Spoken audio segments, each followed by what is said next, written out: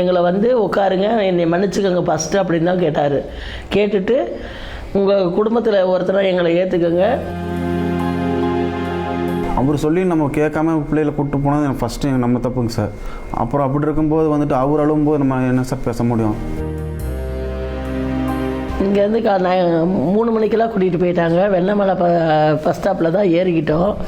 வண்டியில் வேணுங்கிற வசதியெல்லாம் எங்களுக்கு பண்ணி கொடுத்தா கூட்டிகிட்டு போனாங்க. அங்கே போனோன்னே காலையில் 7:30 மணிக்கெல்லாம் சாரை பார்க்கணுன்னு சொல்லி சாப்பாடு வாங்கி கொடுத்துட்டு தான் 8:30 மணிலேருந்து உட்காந்துருந்தோம் அவரை பார்க்குறதுக்கு. ஒவ்வொரு குடும்பமாக பார்க்குறதுக்கு கொஞ்சம் டைம் ஆயிடுச்சு. நாங்கள் பார்க்கும்போது கரெக்டாக 11:30 மணி இருக்கும். 11:30லேருந்து 12:30 மணிக்கு பார்த்தோம். நாங்கள் பார்த்துட்டு அவங்களுக்கு ஃபஸ்ட்டு எடுத்தோடனே உள்ளார போனோடனே என்னை மன்னிச்சுக்கோங்கன்னு தான் சொன்னார். கேட்சுவலாக உள்ளார யாருக்கும் அவங்களுக்கு இடம் இல்லை.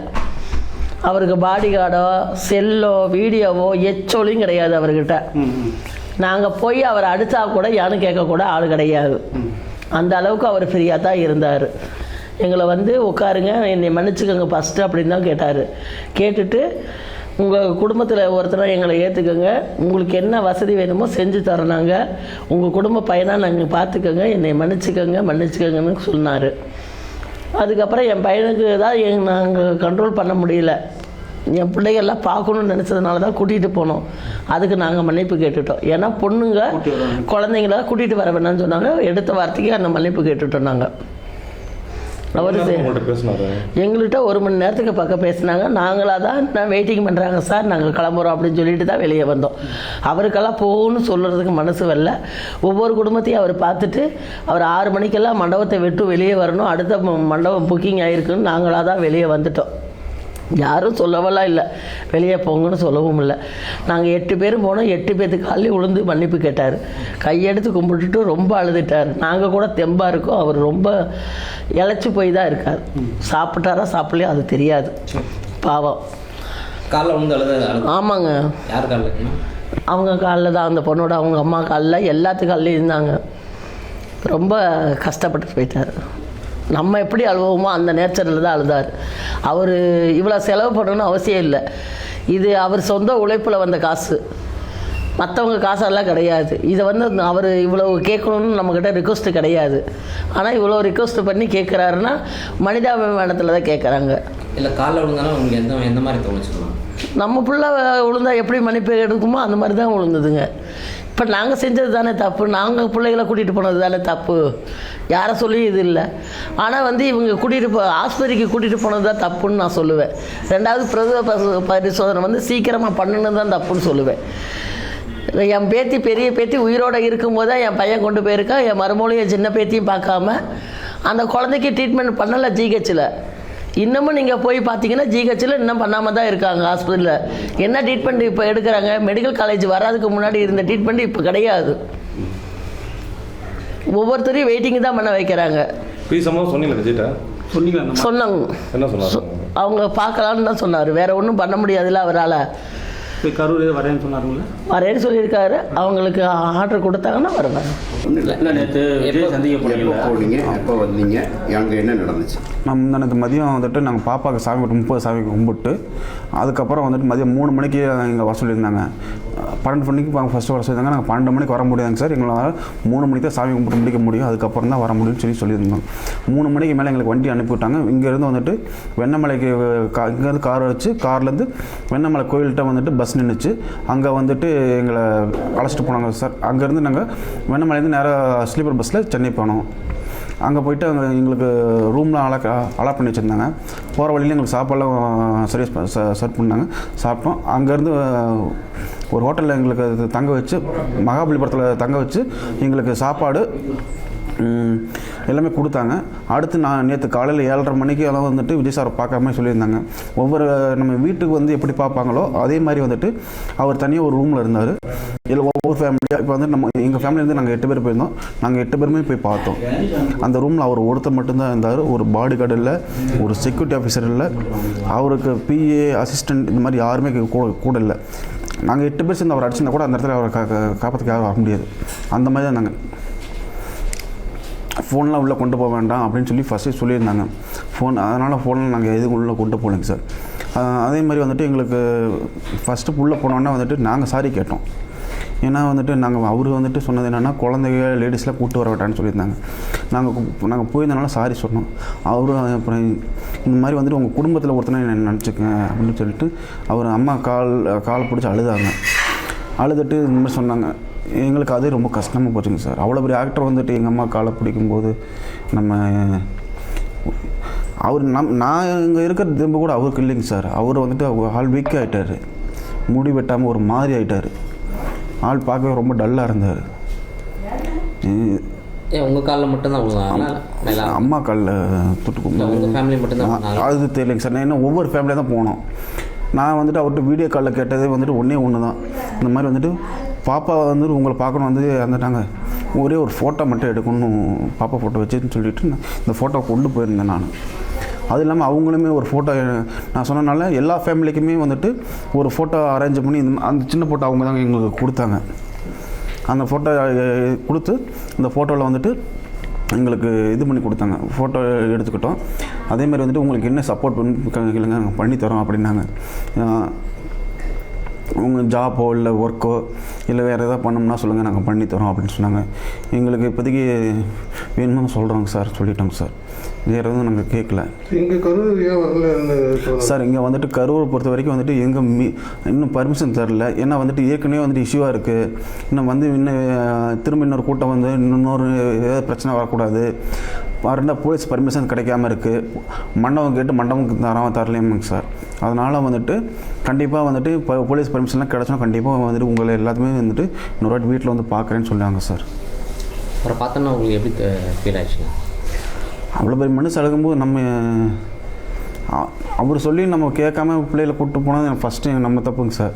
அப்புறம் அப்படி இருக்கும்போது வந்துட்டு அவர் அழுகும்போது நம்ம என்ன சார் பேச முடியும்? அவருக்கு வந்துட்டு இப்போ அவர் வந்திருந்தாருன்னா கூட இப்போ சென்னையிலேருந்து திருச்சி வந்து ஒரு ஃப்ளைட்டில் வந்து அங்கேருந்து ஒரு காரில் வந்துட்டு போயிருந்தால் கூட அதிகபட்சம் அவருக்கு மட்டும் தான் செலவாகிருக்கும். இப்போ இத்தனை ஃபேமிலிக்கு கூப்பிட்டு போய் ட்ராவல் எக்ஸ்பென்சிவ், ஃபுட் எக்ஸ்பென்சிவ், அது இல்லாமல் வந்துட்டு தங்குற செலவு, இத்தனை பாடி கட்டு, அவ்வளோ பெரிய ஒரு மண்டபம் பிடிச்சி இவ்வளோ செலவு பண்ணுறதுக்கு அவருக்கு இதே இல்லைங்க சார். அவருக்கு இதில் ஆல்ரெடி எல்லாத்துக்குமே வந்துட்டு 20 லட்சம் போட்டாங்க. அப்படி இருக்கும்போது கூப்பிட்டு பேசினா என்ன, பேசாட்டி என்ன? எனக்கு என்னென்னா வந்துட்டு அவரை வச்சு ஒரு ஃபோட்டோ எடுக்கணும் பிள்ளைகளை வச்சு. அது மட்டும்தான் நான் நினச்சேன். அதுக்கு மட்டும்தான் நாங்கள் போனதே, வேறு எதுக்காகவும் கிடையாது. மற்ற யாரோ என்னமோ சொல்லிட்டு போகிறாங்க. இப்போ நீங்கள் போடுற வீடியோ கீழே பார்த்தீங்கன்னா அவ்வளோ கமெண்ட் போடுறாங்க. நான் என் பிள்ளைய வளர்த்துன்னு எனக்கு தான் சார் தெரியும், எங்கள் குடும்பத்தில் இருக்க மட்டும் தான் சார் தெரியும். அவங்களுக்கு என்ன சார் தெரியும்? ஒருத்தவங்க கமெண்ட் போட்டிருக்காங்க, இந்த மாதிரி வந்துட்டு நீங்கள் கூப்பிட்டு போய் நீங்கள் கொண்டுபிட்ட, இப்போ வந்துட்டு உனக்கு வந்துட்டு இவ்வளோ பணம் வரும், இன்னும் கல்யாணம் பண்ணிக்குவா அப்படின்னு. இல்லை இங்கே நான் வேலை ஒர்க் பண்ணுற ஆஃபீஸில் கேட்டு பாருங்கள், எங்கள் வீட்டு பக்கத்தில் எங்கள் சொந்தக்காரங்க கூட தெரியாது சார். நான் என் பிள்ளை எப்படி தாங்கன்னு எங்களுக்கு மட்டும் தான் சார் தெரியும். இவனுக்கு கமெண்ட் பண்ணுறவங்களுக்கு என்ன சார் தெரியும்? எவ்வளோ நேரத்தை அவங்கள்ட்ட பேசிகிட்டு இருந்தார் சார்? எங்களுக்கு வந்துட்டு ஒரு ½ அன் ஹவருக்கு மேலே பேசினாருங்க சார். அவரே எங்களை வந்துட்டு நாங்கள் ஒவ்வொரு ஃபேமிலியும் இது பண்ணிவிட்டு பேசினாருங்க சார். நாங்கள் ஃபோட்டோ எடுத்துக்கிட்டோம். அதுக்கப்புறம் நாங்களாம் தான் வெளியில் வந்தோங்க சார். ஏன்னா வந்துட்டு இவ்வளோ பேர் வந்திருக்காங்க, எல்லாத்துக்குமே வந்துட்டு டைம் எடுக்கும் அப்படின்னு சொல்லி தான் சார் நாங்கள் வெளியே வந்துடுறோம். அதுக்கு மேலே எங்களால் பேச முடியல, அவர் பார்க்க முடியல. அவர்கிட்ட பேசுறதுக்கு என்னங்க சார் இருக்குது நமக்கு? இப்போ எத்தனை மணிக்கு பார்த்தீங்க சார்? காலையில் 3:30 மணிக்கெல்லாம் எங்கள் வீட்டுக்கு வந்துட்டாங்க சார். அந்த வண்டியில் கொண்டாந்து வீட்டில்? ஆமாங்க சார். பார்த்துட்டு பேசிட்டு வந்தேன். என்ன பேசினார்? உங்களுக்கு என்ன பேசினாருங்கன்னா ரொம்ப வருத்தப்பட்டாருங்க. ரொம்ப நம்ம ஒரு குடும்பத்தில் தன் குடும்பத்தில் இழப்பான மாதிரி தான் அவர் ரொம்ப ஃபீல் பண்ணாருங்க. அழுதாரா? தன் குடும்பத்தில் ஒரு இழப்பு எப்படி இருந்தால் இப்போ ஒரு இருந்திருந்தோ அந்த சூழ்நிலை ரொம்ப ஃபீல் பண்ணி ரொம்ப ஃபீல் பண்ணாருங்க. என்ன சொல்கிறேன்னு வார்த்தைகள் என்ன முடியல அப்படின்னு சொல்லிட்டு ரொம்ப இப்படி ஆயிடுச்சு எனக்கு அப்படின்னு சொல்லி ரொம்ப ஃபீல் பண்ணாங்க. எவ்வளோ நேரம் பேசினாங்க? இங்கே உள்ளே போய் ஒரு 1/4 மணி நேரம் பேசிட்டு வந்தாங்க. பேசிவிட்டு அப்புறம் அவங்க குழந்தைங்களுக்கு இதை படிப்பு செலவுக்கு என்னென்ன இருக்காங்க, எத்தனை பேர் ரத்த சம்மந்தப்பட்டவங்க என்ன சொல்லுங்கள், இன்சூரன்ஸில் போட்டு தராங்க அப்படின்னாங்க. நேற்றுக்கு அண்ணனுக்கு இன்சூரன்ஸ் போட்டு கொடுத்துருக்காங்க. சம்மந்தமாக ஏதோ ஒன்று குடும்பத்தில் என்னை உங்கள் குடும்பத்தில் ஒருத்தனா என்ன நான் இருப்பேன் அப்படின்னு சொன்னார். அதெல்லாம் சார் அதை நல்லா தங்கி நான் ஹோட்டலில் நான் கூட்டி போய் நான் பாதுகாப்பாக நல்லா கூட்டி வந்து விட்டுட்டாங்க. இல்லை எவ்வளோ நேரம் சந்திச்சார்? இப்போ தனித்தனியாக சந்திச்சாரா? ஒரு குடும்பத்தை தனித்தனியாக சந்தித்தாங்க. குடும்பத்தை ஒரு தனியாக 1/2 மணி நேரம் 1 மணி நேரம் அரை மணி நேரம் ஒரு 1/4 மணி நேரம் இருக்குது. இப்போ சந்திச்சு இல்லை பேசினேன், அவங்க கூட குறைகள் என்னன்னு கேட்டு தெரிஞ்சேன், பேசி அனுப்பிச்சி விட்டாங்க. நீங்கள் உங்கள் குறை எதுவும் சொன்னீங்களா? இது மாதிரி எல்லாம் எங்களுக்கு வேணும் அப்படிங்கிற மாதிரி ஏதாவது தகவல் சொன்னீங்களா? இல்லை, அவங்களே சாரே சொல்லிட்டாரு, உங்கள் குடும்பத்தில் என்னை ஒருத்தர் நினச்சிங்க சொல்லுங்கள் எதாக இருந்தாலும் அப்படின்னாங்க. தம்பி அண்ணனோட பையன் ஒருத்தர் ஸ்கூலுக்கு போயிட்டு பாதி நின்றுட்டேன், அந்த பையனை படிக்க வைக்கிற செலவை நான் ஏற்றுக்கிறேன்னாங்க. அது உங்கள் குடும்பத்தில் எல்லாத்துக்கும் யாருக்கும் இன்சூரன்ஸில் போட்டு தரேன்னாங்க. இப்போ அண்ணனுக்கு போட்டு கொடுத்துருவாங்க, ரத்த சம்மந்தப்பட்டது இன்சூரன்ஸ் போட்டு தரேன் அப்படின்னு சொன்னாங்க. நீங்கள் எத்தனை பேர் போனீங்க இங்கேருந்து? இங்கேருந்து எங்கள் குடும்பத்துலேருந்து ஒரு 8 பேரை சொந்த பந்தம் தம்பிங்களை நான் கூட்டி போனேன். ஒரு 8 பேர்த்த கூட்டி போயிருந்தேன். எங்கள் அண்ணனோட அம்மா அப்பாவெல்லாம் கூட்டி போயிருந்தேன், மாமனார் மாமியா, தம்பிங்க பக்கத்தில் கூட்டி போயிருந்தேன். ஒரு 8 பேர் எங்கள் ஃபேமிலியில் போயிட்டு வந்தாங்க. நீங்கள் போனதுலாமல் பக்கத்தில் யார் என் தம்பிங்க கூட்டி போயிருந்தேன். 4 பேர் இருந்தாங்க இல்லையா? ஆமாங்க, அதில் எல்லாம் தான் அவங்க குடும்பத்தில் தான் வந்திருந்தாங்க. நம்ம ஊர்லேருந்து எல்லா ஃபேமிலியும் போனீங்களா? ஊரில் ஒரு ஃபேமிலி மட்டும் வரலைங்க, அந்த பொண்ணு வரல, உடம்பு சரியில்லை வரலன்னாங்க. அவங்க மட்டும் வரல? ஆமாம். அவங்க வீட்டில் யார் இறந்ததுங்க? பிரித்திப், ஒரு பையன் 10 வயசு பையன் இருந்துட்டேன். அந்த பொண்ணுக்கு உடம்பு சரியாட்டுருக்கு வரல. ஆமாம், நாங்கள் பார்க்கணும், நம்ம சார்கிட்ட போய் பேசணும். அண்ணன் அந்த பசங்க 2 பசங்க இருக்காங்க, அதெல்லாம் சொல்லிட்டு வரலாம், சாரை பார்த்து பேசணுன்னு இருக்கோம். நம்ம கண்டிப்பாக போய் பார்க்கணுன்றக்காக போயிட்டு இருந்தோம். அண்ணன் வரல, அவர் உடம்பு சரி வரலன்னா நான் சரி நீ போகிறதா போயிட்டு போனாப்புல, அவர் தம்பி நான் முடியுச்சுன்னா அதெல்லாம் நான் போய் பார்த்துட்டு வரலான்னு போயிட்டு இருந்தேன். அவங்க அம்மா அப்பா காது கேட்காது, அதெல்லாம் கொஞ்சம் சொன்னேன். அவங்க அப்பாவுக்கு அதெல்லாம் செஞ்சு தரேன்னு சொல்லியிருக்காங்க. நீங்கள் போயிட்டு வந்ததுனால உங்களுக்கு எப்படி இருக்குது? சாரை பார்த்தா ரொம்ப நமக்கு கஷ்டமாக இருந்தது. அவர் ரொம்ப மனசளவில் ரொம்ப ஃபீல் பண்ணார். ரொம்ப அன்றைக்கி வந்ததை விட இன்றைக்கி ரொம்ப எலஸ்டாக ரொம்ப பார்க்கவே ரொம்ப கஷ்டமாக இருந்தது, நம்மளுக்கு கஷ்டமாக இருந்தது. இப்போ அவர் எங்களுக்கு தம்பு சொல்ல வரோம், நான் அவங்களுக்கு தம்பு சொல்கிற மாதிரி அந்த சூழ்நிலை இருந்தது. கஷ்டமாக இருந்தது, எனக்கு கஷ்டமாக இருந்தது. அது வேறு எதுவும் சொல்லி அனுப்பினாரா? இங்கே கரூர் வரேன் அப்படிங்கிற மாதிரி எதுவும் சொல்லி அனுப்பிச்சாரா? அது ஒன்றும் சொல்லி, இப்போ நான் அங்கே வர முடியாத சூழ்நிலை, உங்களுக்கு பார்த்தேன்னு சொல்லி வர முடியாத சூழ்நிலை, உங்களுக்கு அரவணைச்சு பார்த்து பேசணும்னு சொல்லி எதுவும் நினச்சிக்காதீங்க அப்படின்னாப்புல. உங்களை பார்க்கணும் அந்த ஆர்வம் எனக்கு இருக்குது, ரொம்ப மனசு கஷ்டமாக இருக்குது, அதுக்காக பார்க்கணுன்னு நினச்சி உங்களை வர வேணுச்சு அப்படின்னாப்புல. சரிங்க சார், அதெல்லாம் ஒன்றும் தப்பு இல்லை, நாங்களும் உங்களை பார்க்கணுன்றதுக்காக நாங்கள் வந்தோம், உங்களை பார்க்கணும் நாங்களும் வந்தோம் அப்படின்னு சொல்லிட்டு போய் திரும்ப கரூர் எதுவும் வர மாதிரி எதுவும் சொல்லிட்டு இருந்தாரா? அதை பற்றி நாங்கள் ஒன்றும் கேட்கல சார். சார்கிட்ட அவர் சொல்ல நாங்களும் ஒன்றும் கேட்கல. வர முடியல அங்கே, நான் உங்களை பார்க்கணும்னு சொன்னோன்னா நாங்கள் உங்களை பார்க்கணும் நாங்களும் வந்தோங்க சார்னு சொல்லி பார்த்துட்டு வந்தோம். நல்லா கூட்டி போய் நல்லா பாதுகாப்பாக சாப்பாடு போக்குவரத்து எல்லாம் நீட்டாக சிறப்பாக கவனித்தாங்க. நல்லா நீட்டாக எல்லாம் ஹோட்டலில் என்ன தங்கி வச்சாங்க. நல்லா எந்த ஒரு குறை சொல்ல முடியாதுங்க. நல்லா நம்ம வீட்டிலேருந்து 8 பேர் போயிருக்கீங்க, 8 பேர்த்தையும் பார்க்க அலோவ் பண்ணாங்களா? பண்ணாங்க போயிட்டு பார்த்துட்டு வந்தோம். எவ்வளோ நேரம் பேசிகிட்டு இருந்தார்? நாங்கள் ஒரு 1/4 மணி நேரம் உள்ளே போயிட்டு பார்த்துட்டு வந்து பேசிட்டு வந்தோம். சரிங்க, நன்றி. என் பேர் பெருமாளுங்க. நான் காந்தி கிராமத்துக்கு ஜிஹெச்சுக்கு பின்னாடி மனோஜ் வர்சன் எங்கள் சொந்தக்கார பையன்தான், அவர் இறந்துட்டாருங்க. இந்த மாதிரி விஜய் சொல்லுங்கண்ணே. என் பேர் பெருமாளுங்க. நான் ஜிஹெச்சுக்கு பின்னாடி குடியிருக்கேன். வர்சன் சனுஜ் வர்சன் அவர் எங்கள் அண்ணன் பையன்தான். அது வந்து அவர் இந்த கூட்டத்தில் போய் இறந்துட்டாங்க. அவர் வந்து 41 பேர் இறந்துட்டாங்க. இது இப்போ அவர்னால விஜய்னால் வர முடியல. நாங்கள் அங்கே கூப்பிட்டாங்க, நாங்கள் அங்கே போய் எல்லாமே இங்கேருந்து காரில் வச்சு கூப்பிட்டு போனாங்க. முருகன் கோயிலில் வெண்ணமலையில் போய் அங்கேருந்து பஸ்ஸில் கூப்பிட்டு போய் சேஃப்டியாக சென்னையில்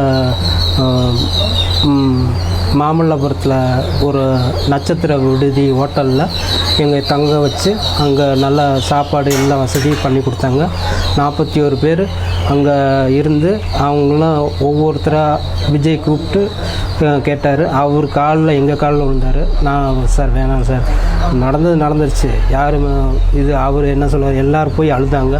விஜய் சார் சொன்னார், கோர்ட்டில் இழுவையில் இருக்குது, இப்போதைக்கு இது நான் கரூருக்கு வர்றேன், எப்போன்னு சொல்ல முடியாது, இந்த இதெல்லாம் முடியட்டும் அப்படின்னு சொன்னாருங்க. அதனால் வெயிட் பண்ணி இப்போ உங்களுக்கு என்ன தேவையோ நான் பண்ணித்தரேன், என் ஆயுள் முழுக்க நான் உங்களுக்கு என்ன தேவையோ அதை பண்ணித்தரேன். அண்ணனா ஒரு தம்பியாக உங்கள் குடும்பத்தில் ஒரு ஆளை நான் என்ன உங்களுக்கு பண்ணணுமோ அதெல்லாம் நான் கடைசி வரைக்கும் பண்ணுவேன் அப்படின்னு சொன்னார். உங்களுக்கு ஒரு வேலையாக இருந்தாலும் சரி, ஒரு உதவி படிப்பு சம்மந்தப்பட்ட ஏதோ ஒரு இதாக இருந்தாலும் சரி நான் பண்ணித்தரேன், உங்களுக்கு எல்லாமே நான் பண்ணித்தரேன் அப்படின்னு சொன்னார். சரிங்க அப்படின்னு சொன்னேன். சாப்பாடு முதற்கொண்டு எல்லாமே சேஃப்டியாக பண்ணணும். சார் வந்து ரொம்ப முன்னேறதுக்கு ரொம்ப மன அழுத்தத்தில் இருக்கிறார் இப்போதைக்கு. அவரால் என்ன பேசுகிறதுனே என்ன பேசுகிறதுன்னு தெரியாமல் இருக்கார். அந்த சூழ்நிலையில் இருக்கார். முன்னே இருந்ததுக்கு ஆள் ரொம்ப உடஞ்சிட்டார். பாவம் அவர் வந்து மனவேதனையில் இருக்கார். இந்த உயிரிழந்தார் எல்லாத்துக்குமே கரூருக்கு ஜெயிச்சு கரூருக்கு வரணும். அதான் எங்களோட கரூர் மக்களோட கோரிக்கையே அதுதான். ஃபஸ்ட்டு வந்து எல்லாத்துக்குமே ஆறுதல் சொல்லிட்டு போகணும். அதான் எங்களோட கோரிக்கை. இங்கேருந்து எவ்வளோ நேரம் போனீங்க? நம்ம வீட்டில் எவ்வளோ நேரம் உங்கள்கிட்ட பேசிட்டு இருந்தார்? ஒரு அரை மணி நேரம் இருக்கும் பேசினார். அரை மணி நேரம் பேசினார். நல்ல விதமாக பேசினார். பேசிட்டு அப்புறமா உங்களுக்கு என்ன தேவையோ நான் பண்ணித்தரேன் அப்படின்னு சொன்னார். அப்புறமா ஒரு 5 ரூபாய்க்கு 5 லட்சத்துக்கு உண்டான இது கொடுத்தாரு. மருத்துவ காப்பீடு திட்டம் கொடுத்துருக்காங்க. சேஃப்டியாக நாங்கள் சாப்பிட்டு திருப்பி நம்ம சேஃப்டியாக வந்து பஸ்ஸில் எல்லாருமே விட்டாங்க. சேஃப்டியாக விட்டாங்க. வீட்லேயே கட்சி நிர்வாகங்க எல்லாருமே எங்கள் கூட இருந்து சப்போர்ட் பண்ணி எல்லாத்தையுமே ஊக்கப்படுத்தி எங்களையெல்லாம் வீட்லேயே வந்து சேஃப்டியாக விட்டாங்க. எந்த என் பேர் வைஸ்ரீயாங்கண்ணா. சித்தி நான் உங்களுக்கு சனோஜ் வருஷன் விஜய் மாநாட்டுக்கு தானே கூப்பிட்டு போயிருந்தோம். கூப்பிட்டு போயிட்டு நல்லா சேஃப்டியாக தானே நாங்கள் எல்லாருமே இருந்தோம். அது எப்படி அந்த கூட்டம் வந்துச்சு, எப்படி வந்தாங்கன்னா தெரியலண்ணா. அதெல்லாம் திட்டமூட்டமே தான் எங்களுக்கு இருக்குது இன்னமும். ஆனால் அங்கே நடக்காதெல்லாம் எல்லாமே நடந்துச்சு. கண்ணால் எனக்கும் எல்லாமே நடந்திருக்கு. எங்கெங்கே கை வைக்கக்கூடாதோ எல்லாமே கை வச்சாங்க. இன்னும் நானும் தான் ரத்தம் கட்டி நானும் ஆஸ்தில் பார்த்துட்டு தான் இருக்கேன். இன்னமும் வலிக்குது, அப்பப்போ வலிக்குது எனக்கும். ஆஸ்தில் நான் பார்த்துட்டு தான் இருக்கேன். எப்படி சொல்லுதுன்னா, ஒரு சார் வரணும் கரூர். கண்டிப்பாக எங்களுக்கு ஒரு பாதுகாப்பாக இருக்கணும். சார் கண்டிப்பாக எங்களுக்கு இருக்கணும். அவர் இங்கே வரணும், கண்டிப்பாக ஜெயிச்சு வரணும். நாங்கள் அதால் நாங்கள் பிள்ளை இழந்தோட எங்களுக்கு அவர் வரணும் கண்டிப்பாக. அந்த ஒரு இது நினைக்கிறேன். என்ன அங்கே போனாங்கன்னா நல்லா பாதுகாப்பாக கூப்பிட்டு போனாங்க. சாப்பிட்ற இது எந்த குறையுமே வைக்கல, கரெக்டாக கொண்டு போனாங்க. எப்படி சேஃப்டியாக கூட்டிட்டு போகணுமோ அதுமாதிரி கொண்டு போயிட்டு அப்புறம் சாரை பார்க்குறதுக்காக உள்ளே கூப்பிட்டு போனாங்க. கூட்டுமே கண்ணீர் விட்டுட்டு பேசினோம். கொஞ்ச நேரம் பேசினார். ஆனால் ஒரு 10 நிமிஷம் பேசலை. அப்படியே உட்காந்துருந்தாங்க. எங்களை பார்த்துட்டு தம்பி போட்டோவை பார்த்துட்டு அப்படியே உடஞ்சி உட்காந்துட்டாங்க. என்னை மன்னிச்சிருங்கம்மா அப்படின்னு கேட்டாங்க. கேட்டுட்டு அப்புறம் அக்கா வந்து நீங்கள் கண்டிப்பாக நீங்கள் வரணும்ண்ணா, நீங்கள் வந்து எங்களுக்கு எனக்கு ஒரு பொம்பளை பிள்ளை இருக்குது, ஒரு பையன் இருக்காங்கண்ணா, ஒரு தம்பி இருக்கேன், இவனுக்குன்னு ஒரு தம்பி இருக்குது, கண்டிப்பாக நீங்கள் இதுக்குன்னே நீங்கள் வரணும்ண்ணா. ஒரு பையன் வந்து உங்களுக்காக உயிரை விட்டுருக்கானா, அதால் நீங்கள் கண்டிப்பாக நீங்கள் வரணும். அதால் எங்கள் பொம்பளை பிள்ளைக்கு நீங்கள் பாதுகாப்பு கொடுக்கணும். அவங்க தலைமுறை எடுக்கப்போ அவங்க இருக்கணும், நல்லபடியாக இருக்கணும்ண்ணா அப்படின்னு சொல்லப்போ சார் கண்ணு கலங்கி பேசுங்கன்னு சொல்லிட்டு காலில் விழுந்துட்டாங்க. காலில் நாங்கள் உடனே பிடிச்சிட்டு எல்லாருமே நாங்கள் தூக்கி விட்டோம். தூக்கிட்டு வேணாங்க சார், நாங்களும் சார் அவங்க காலை விழுந்து, நீங்கள் விழக்கூடாங்க சார், நீங்கள் என்ன தப்பு பண்ணீங்க சார், நீங்கள் கரெக்டாக கொடுத்துருந்தீங்கன்னா அங்கே வந்து கரெக்டாக நீங்கள் எல்லாமே பண்ணியிருக்கலாம் சார், அவங்க கொடுக்காத ஒரு இதுக்காக தான் சார் நீங்கள் என்ன சார் பண்ணீங்க அப்படி பேசிட்டு ரொம்ப கண்ணீர் விட்டார். நான் அப்புறம் எல்லாருமே அமைதியாக இருந்தோம் கொஞ்சம் நேரம்.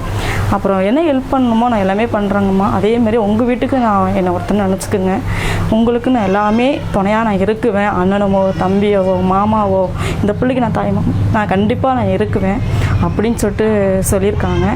அப்புறம் என்னென்ன படிப்பு செலவு, ஹாஸ்டல் செலவு எல்லாமே பண்ணுறேன்னு எல்லாமே சொல்லியிருக்காங்கண்ணா. சொல்லிவிட்டு என்னோட இது என்னங்கன்னா, அவர் கரூர் கண்டிப்பாக வரணும். என்னோடது அவர் கண்டிப்பாக ஜெயிக்கணும். நாங்கள் ஜெயிக்க வைக்குவோம், கண்டிப்பாக நாங்கள் ஜெயிக்க வைக்குவோம். கண்டிப்பாக அவர் வரணும். எனக்கு அது ஒன்று மட்டும் தான் தெரியும், கண்டிப்பாக வரணும்னா அவர் எல்லாம் பேசுகிறதுக்கெலாம் அவர் கண்டிப்பாக வரணும். அது கொடுத்தாங்க, எல்லா வீட்டுக்கும் கொடுத்தாங்க. கொடுத்துட்டு அக்கா கொடுத்துருக்காங்க. 5 லட்சம் கொடுத்துருக்காங்க. மருத்துவத்துக்கு எல்லாமே கொடுத்துருக்காங்கண்ணா.